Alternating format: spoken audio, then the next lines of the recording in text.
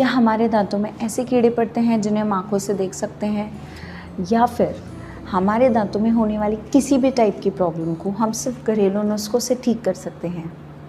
इसी टाइप के क्वेश्चंस पर यह वीडियो है। इसमें मैं आपको बताऊंगी कि एक्चुअल में दांतों में कीड़े पड़ने का मतलब क्या होता है, और अगर ऐसी प्रॉब्लम हो जाए तो हमें क्या करना चाहिए, और ऐसी प्रॉब्लम ना हो उसके लिए क्या करना चाहिए। Hello, I am doctor Diksha, I am your dental surgeon. मेरी प्रैक्टिस के दौरान मैंने देखा कि मेरे पास जब फर्स्ट केस इस टाइप का आया, जब उस लेडी के फेस पर बहुत स्वेलिंग था और पेन था। उस लेडी ने मुझे बताया कि जब उसे दांत में दर्द उठा तो वह एक ऐसे पर्सन के पास में गई जिसने मंत्रों की चैंटिंग के थ्रू उसके दांत से कीड़े निकाले और उसे एक बोल में चलते भी दिखाए। बट उसी के बाद से उसके फेस पे धीरे धीरे स्वेलिंग बढ़ने लगा और पेन सीवियर हो गया। जैसा कि आप स्क्रीन पे देख सकते हैं, इस लेडी के फेस पे बहुत स्वेलिंग था और उसके टीथ में कुछ अजीब सा मटेरियल भी फिलिंग की गई थी।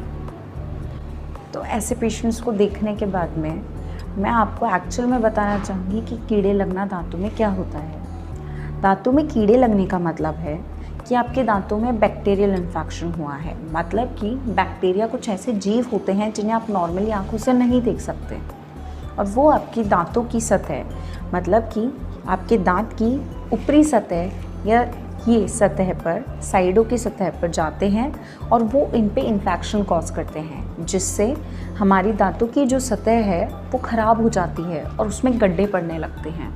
गड्ढे पड़ने को कैविटी बनना कहते हैं, जिसमें खाना खाने पर खाना फंसने लगता है, और अगर वो गड्ढा गहरा हो जाता है जो कि हमारी नसों तक पहुंच जाता है तो हमें ठंडा गर्म का एहसास होने लगता है।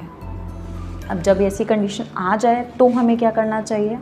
तो इसका सिंपल सा सल्यूशन है, जब अगर ऐसी सिचुएशन आ गई है तो आपको सबसे पहले अपने नज़दीकी डेंटिस्ट के पास जाना है और उन्हें बताना है कि आपको क्या क्या प्रॉब्लम्स फेस करनी पड़ रही है। आपके डेंटिस्ट आपको बताएंगे कि अगर वह गड्ढा जो कैविटी बनी है अगर वो गहरा नहीं है तो सिंपल सी सफाई करके उसमें वो एक मटेरियल की फिलिंग कर देंगे, और जिससे आपका दांत बिल्कुल ठीक हो जाएगा और वो आगे बढ़ेगा भी नहीं।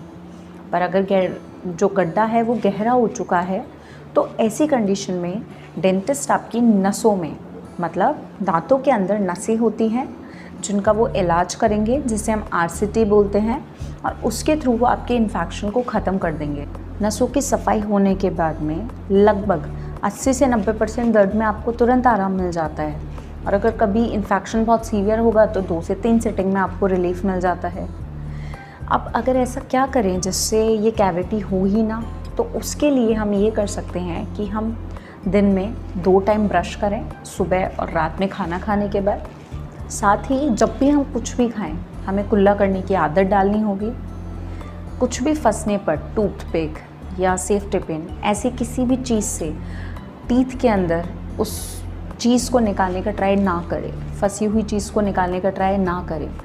और जब भी आपको लगे आपके टीथ पर या आपके दांतों पर कुछ इस तरीके की ब्लैक लाइंस हो गई है, गड्ढे पड़ने लगे हैं बारीक से, आपको अब लग रहा है आपके मसूड़ों में थोड़ी दिक्कत आने लगी है, तो गुनगुने से पानी में थोड़ा सा नमक डालकर उससे भी आप कुल्ले कर सकते हैं।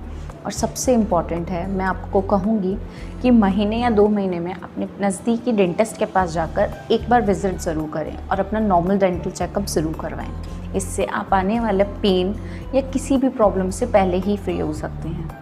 Thank you. अगर आपको ये वीडियो पसंद आया तो प्लीज़ कमेंट सेक्शन में बताइए कि आपको और दांतों से रिलेटेड क्या प्रॉब्लम्स हैं।